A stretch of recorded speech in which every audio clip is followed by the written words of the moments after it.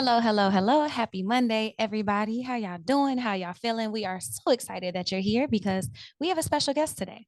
Yay. Very excited about that.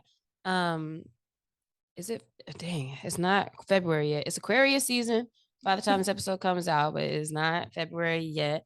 Best month coming up soon. So get y'all Black History Month stuff together. In early celebration. I sound like a hotel. This is not a hotel podcast, FYI.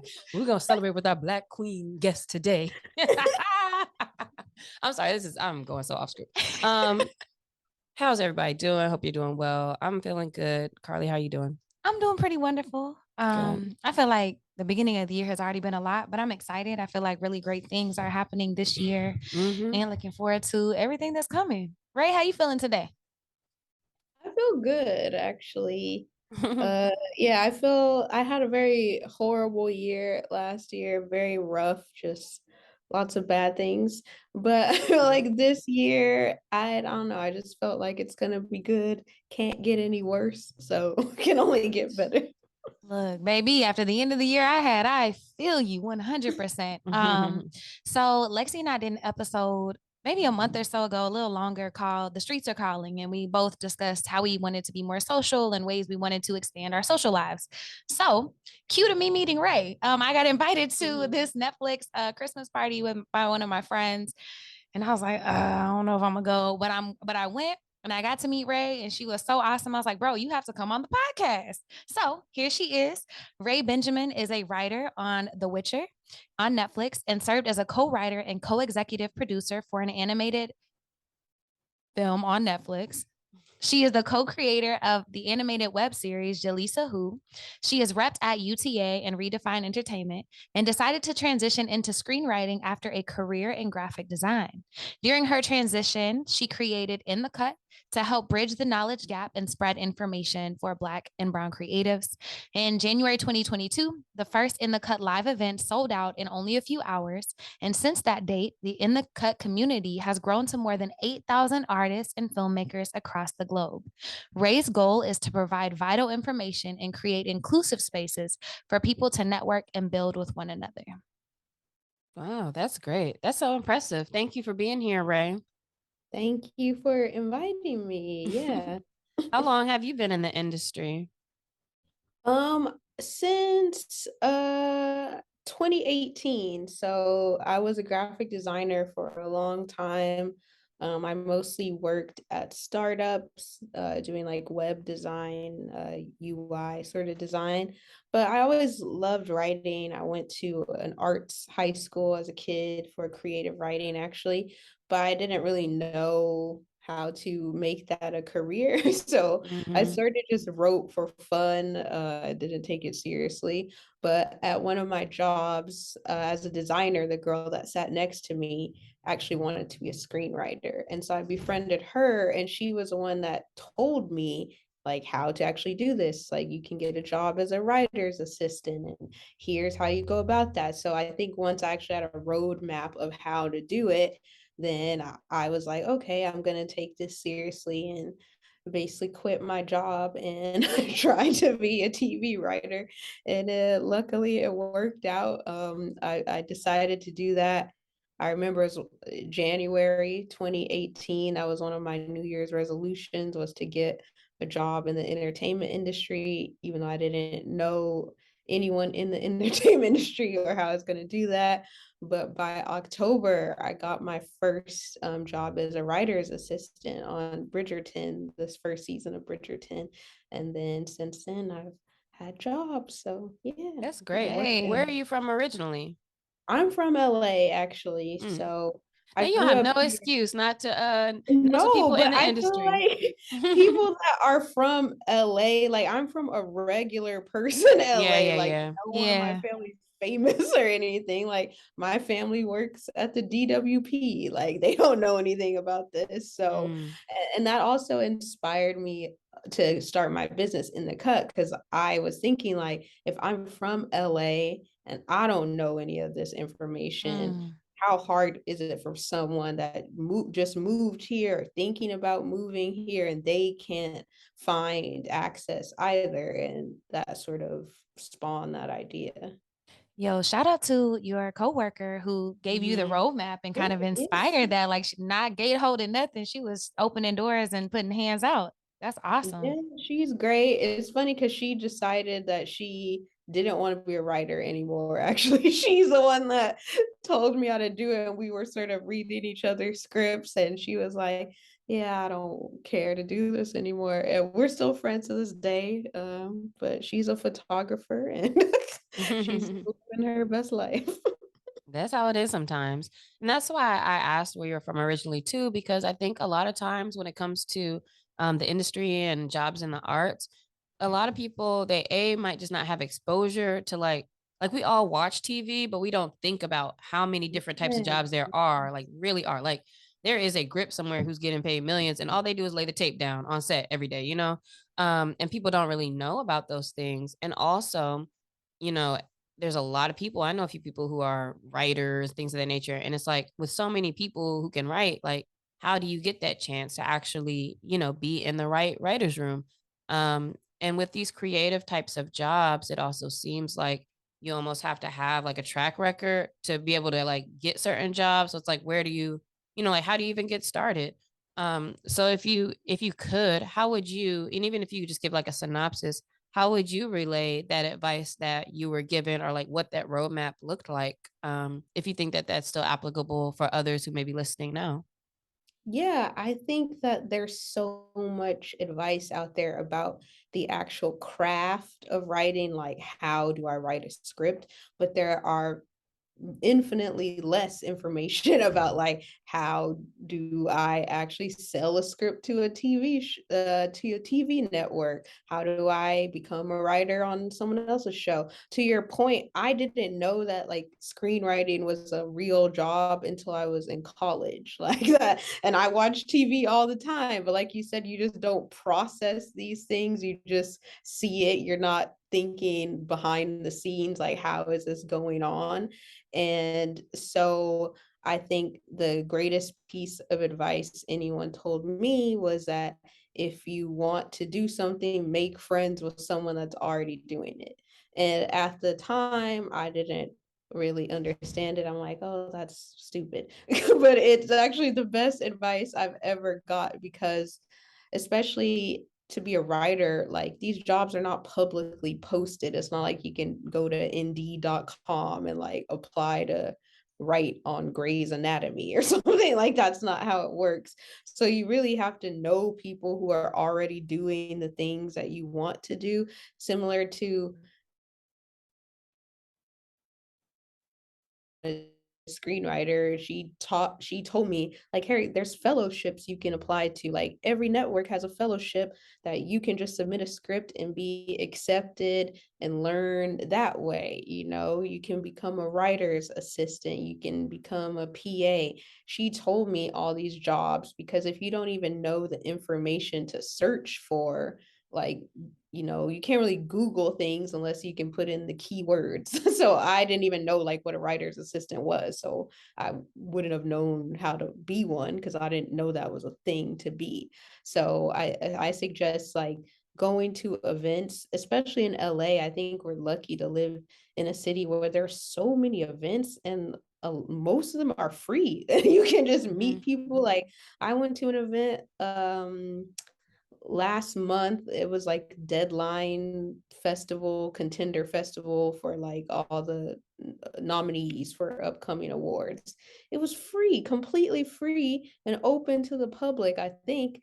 And like there was a buffet, like a free brunch. There was all these panels with like Jerry Bruckheimer who produced Top Gun. Like all these people are there, and you're in a room full of people that are interested in the same things as you are. There's so many events. If you live in a smaller city where maybe you don't have access to those events, you can find stuff online. Like Variety does a lot of amazing panels with people that are online for free. Anyone can just sign up.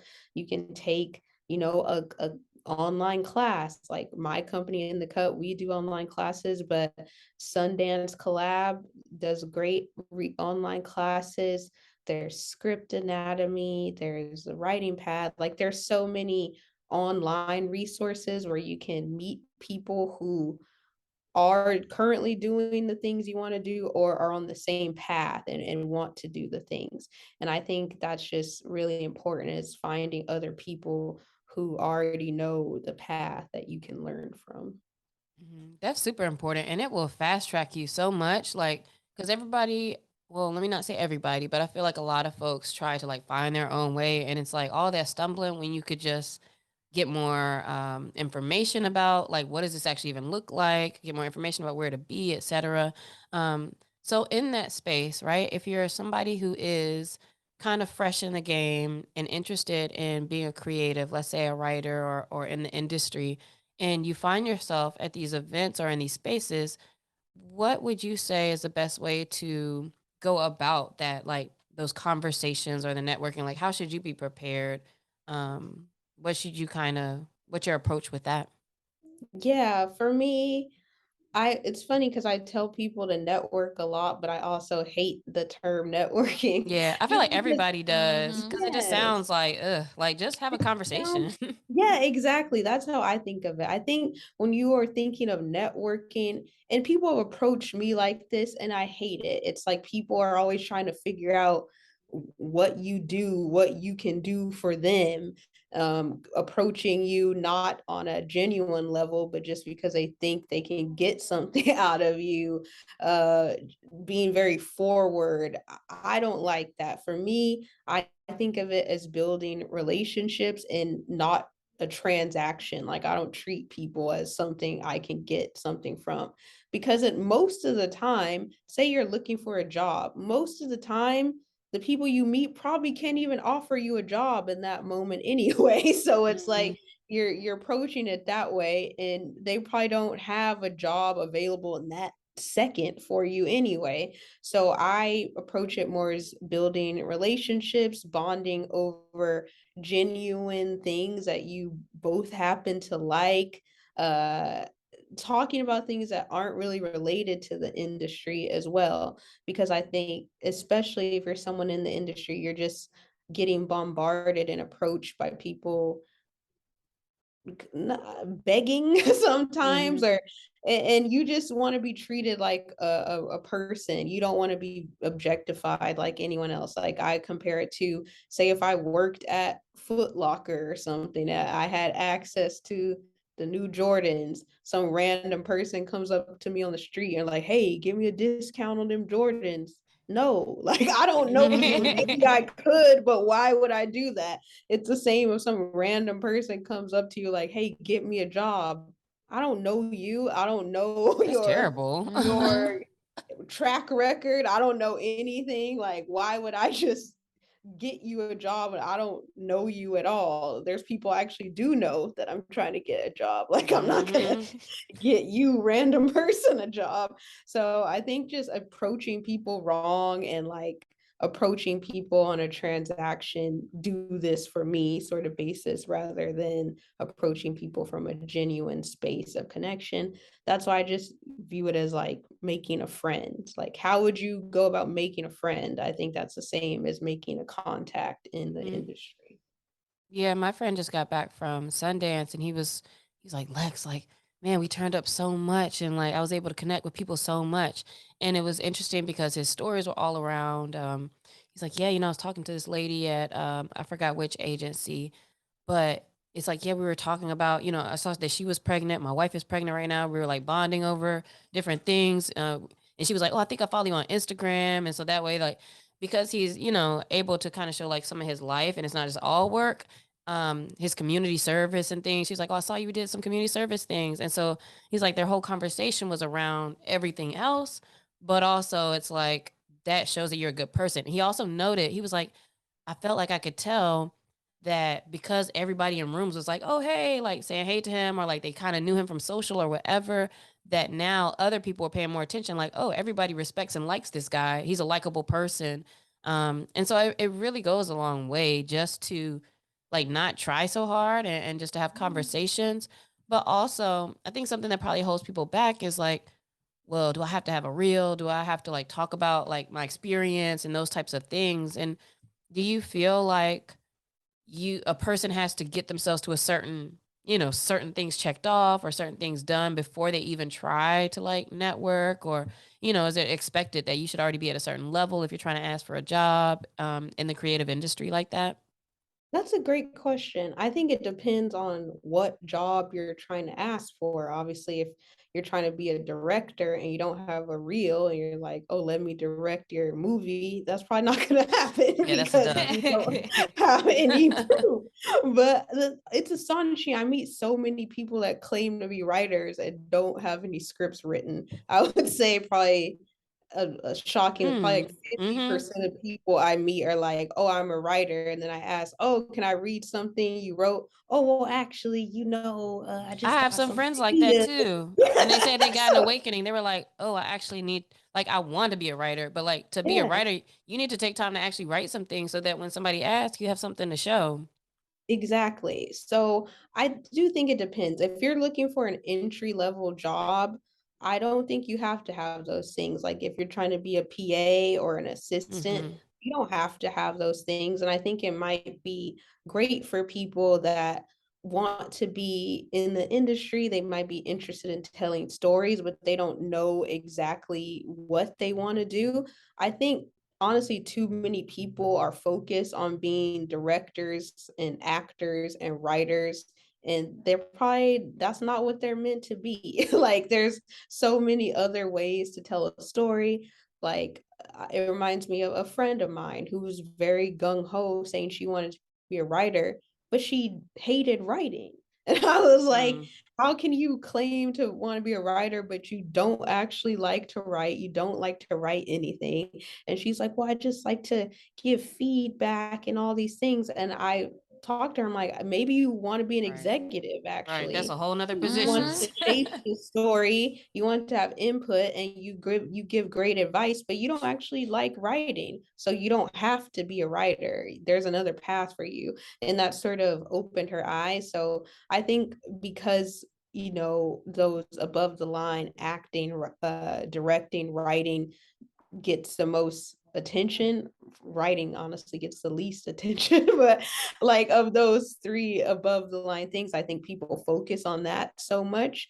And maybe they would be better served being an agent or a manager or a producer or an exec or an editor or work in post. Like there's so many things you can do. So I feel like I recommend people, if being a PA on set is an excellent opportunity because it just allows you to see so many different departments and learn things. So I think if you're just starting out, like being a set PA is a great option. But if you are, looking for more advanced jobs, I think you do have to have a sample. To your point, a lot of people say they're writers but don't write. So all the networking in the world won't help you if you don't have anything to back it up. You can meet Steven Spielberg. He's like, "Oh, you're great. Mhm.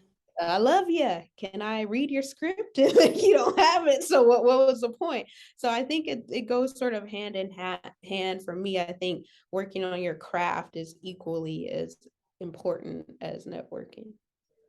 Definitely. Yeah, it it's kind of wild, but I think we really do that to ourselves sometimes in certain areas. Like you want to be this thing, but then you're not actually doing the work.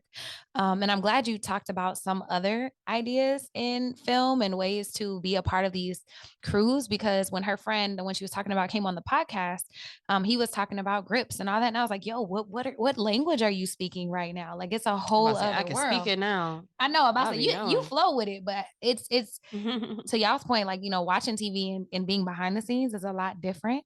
And so I think that, like you said, PA, do you have any other careers in entertainment or spaces that you think the audience or like someone who wants to be in entertainment but maybe doesn't know could check out or should Yeah, look I into? think if you're young and in college, like do internships. I always tell people in college, like internships are the best way to learn, to get into companies. Like I don't understand people who, I know people that are in film school and don't have internships, and it's like you're not taking advantage of this situation because You can learn so much, see so many different aspects, and choose what you want to do. I also think there's just so many different types of companies you can work for. Like you can work at a production company is very different than working at like a huge, network or studio. You could even work in advertising. Like that's very creative. I was a graphic designer. Um, I worked at ad agencies. We had copywriters who wrote our commercials. Like that's still a creative job, even if it's not in the entertainment industry. There's just so many different things you can do. And I think sometimes people get caught up in like the flashing lights. But yeah, there's just so many other opportunities. You watch the credits. I just went to go see Avatar, and the credits of that movie, it was, I'm like, what? How many The people worked on CVS this receipt. movie? You could be somebody assistant and you'd be in the credits. Like, Yeah, and it was, you're gonna get your credit. I think I was at a screening, so like some of the filmmakers were there, and I think they said over, I can't remember if it was 2 or 3,000 people worked on the movie. Like that's insane. Thousands of people. So it's like the people that are the actors, director, and writer, that's probably like Mm-hmm. 20 people out of the 3,000 people that worked on this They movie. had a It's lot like of you like can the video effects and like all that post yeah. stuff. The post was probably Animation. the craziest part for that.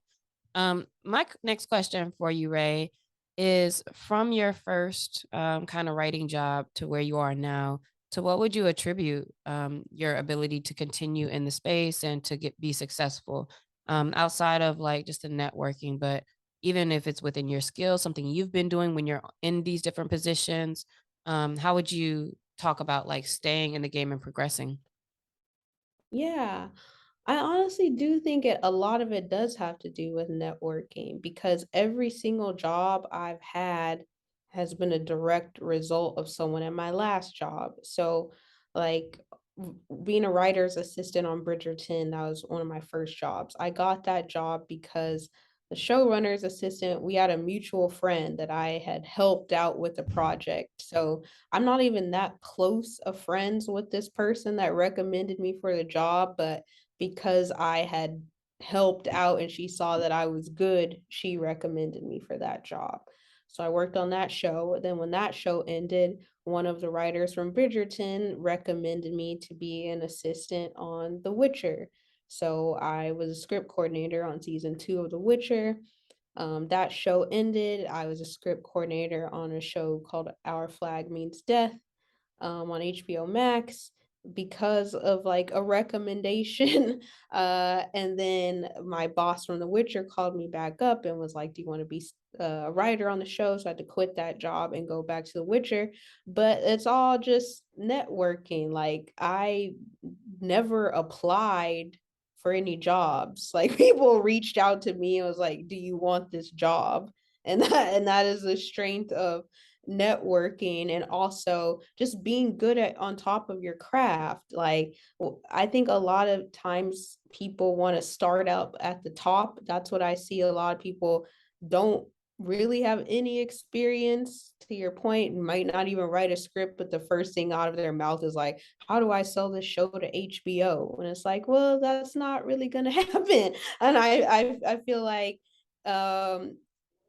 there's just a certain level of entitlement, disrespect. I don't know, when it comes to creative fields that you Mm-hmm. don't ever see in any other fields. Like I would not watch a basketball game and be like, "Oh, I've watched basketball, therefore I can be drafted to the NBA." Like that doesn't make any Mm-hmm. sense.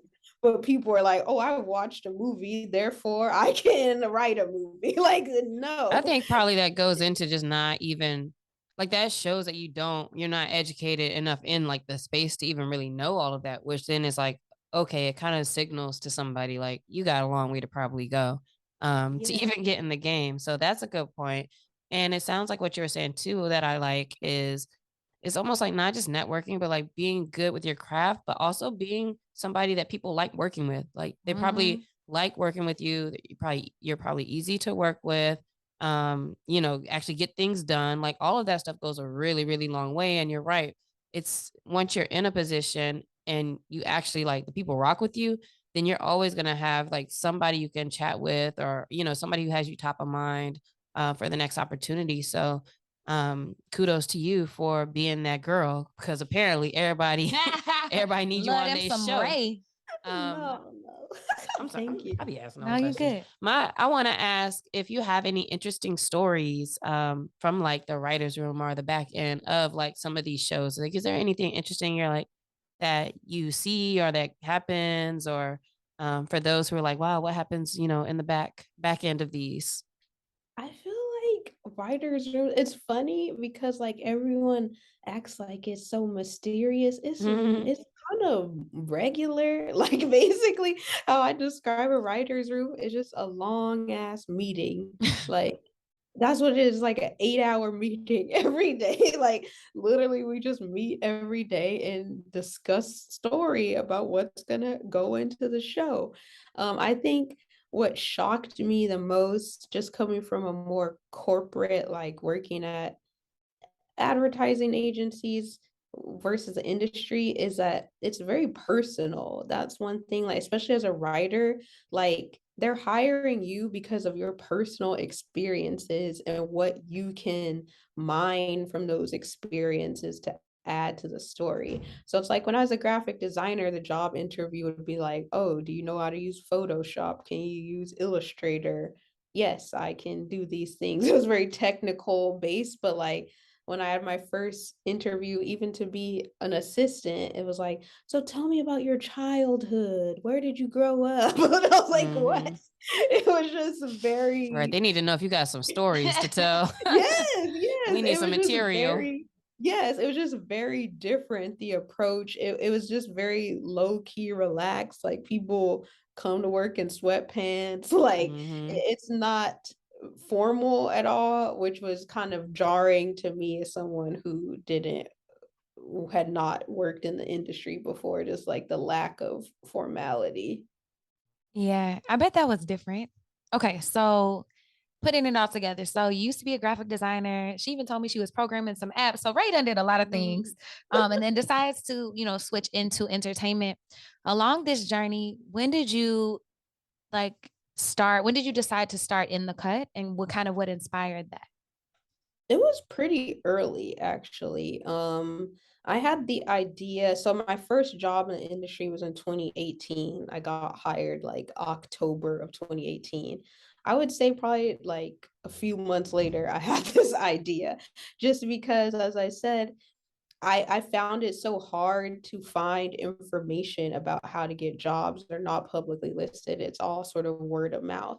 And I just didn't understand why everything needed to be so secretive. That was my whole thing, is like, why can't we just tell people information? It's up to them what they do with that Hmm. information. But it's like we can tell people. Like I don't get it. So after I worked on Bridgerton, it sort of went through different iterations. At first, I just threw a party, and it was like a networking event of all these different people that I thought should know each other. Like, and now I knew professional writers because I was working on this show. I met other people that were assistants, and I had a bunch of friends who wanted to get into the industry but couldn't find a job. So I just had a party and sort of brought everyone together.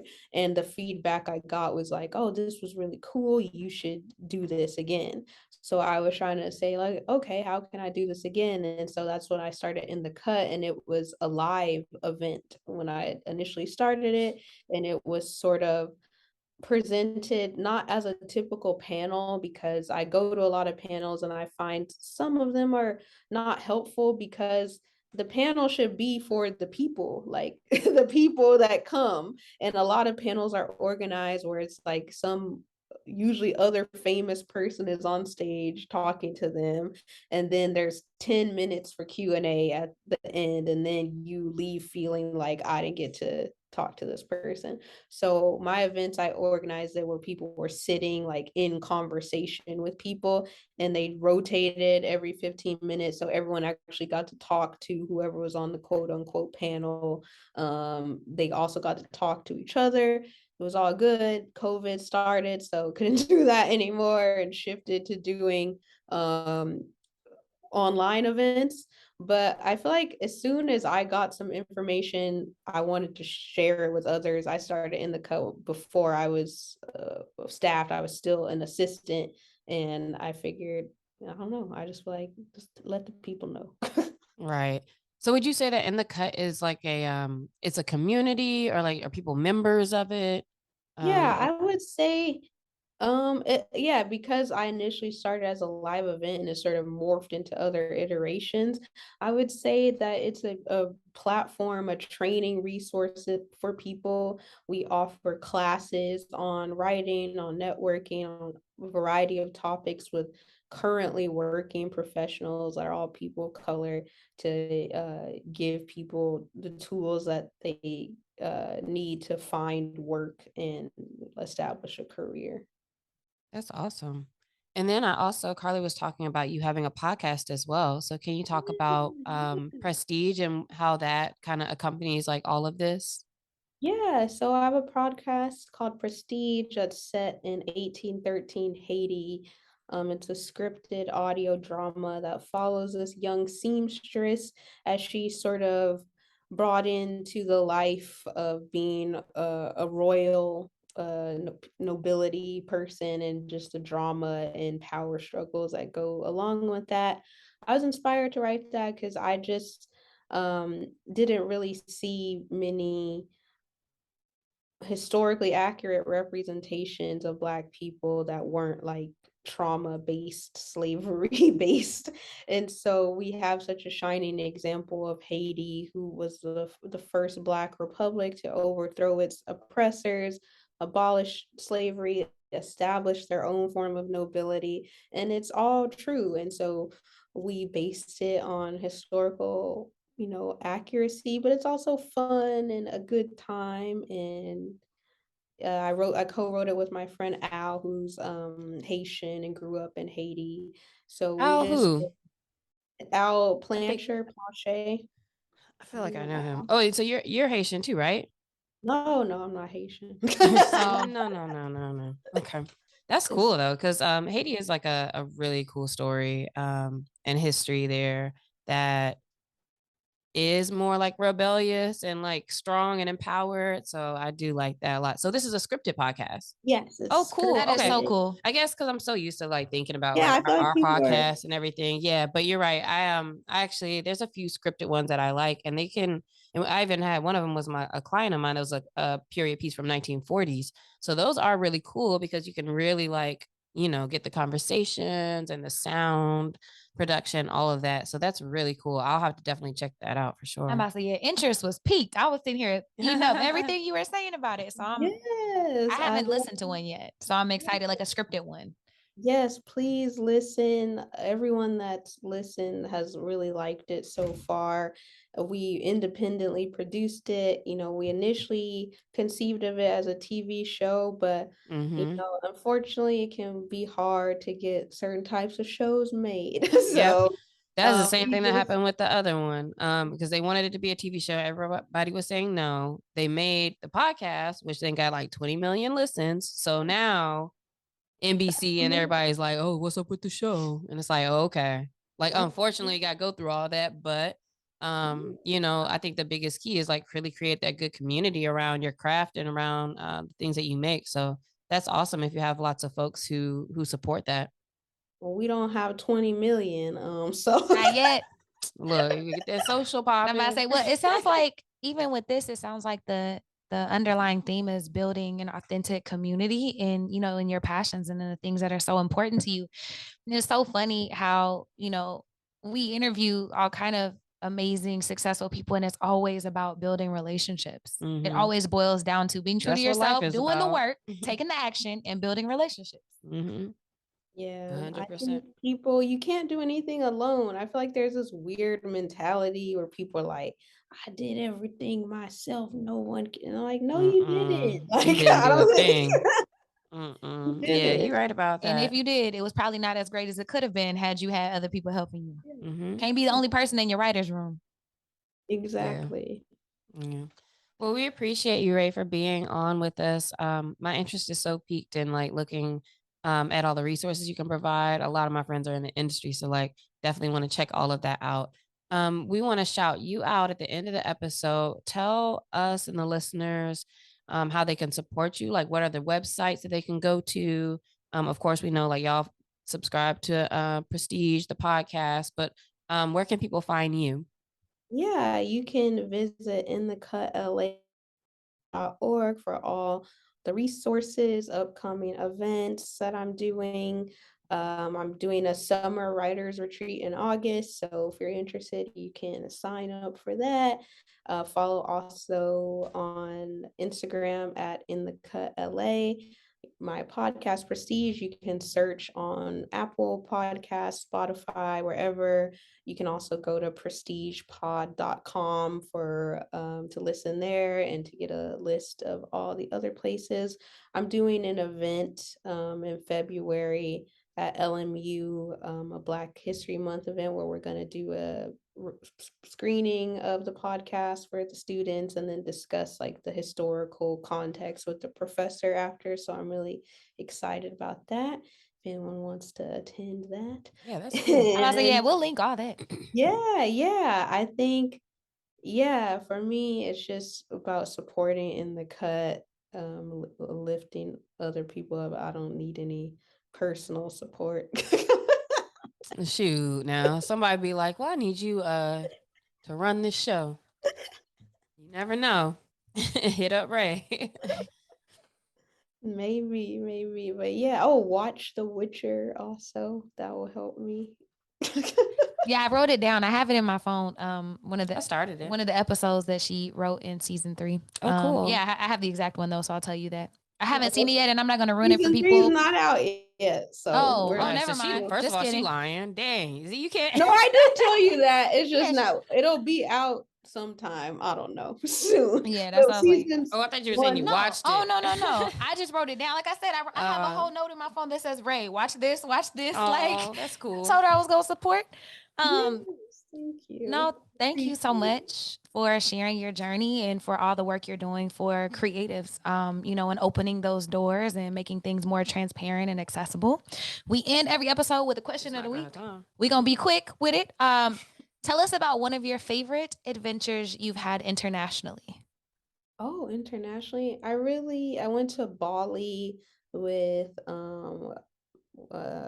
my friends and family a few years ago, and that was an amazing experience. So beautiful. We stayed at this one place that was like in the jungle in the middle of nowhere, and it was just very peaceful. And I'd love to go It's back. always nice to get off the beaten Mm. path. Yeah, I like if I go somewhere, I just like to be amongst the people, Mhm. see how they Mhm. really live, not just always be at the resort or something. Same. I like to experience the culture. Lexi, you got a quick one?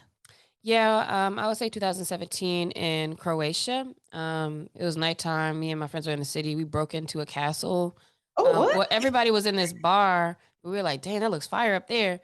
And we went up to this like castle, and it was clearly closed off. And we saw these cameras, and then I thought I was in a video game, and we were like sneaking, like, "Oh, we found a way to get in," and we was all up in there, like running around. So yeah, stuff like that. That was only a few years ago. I'm not saying mine real quick. I climbed a mountain in Peru outside like in Machu Mm. Picchu. But I had food poisoning. So it was a whole thing, but I made it. No, I was good, baby. But yeah. Yeah. So what's an adventure? Y'all check the show notes for all of Rae's links. We appreciate y'all. Peace. Thank you. Thank you, Rae.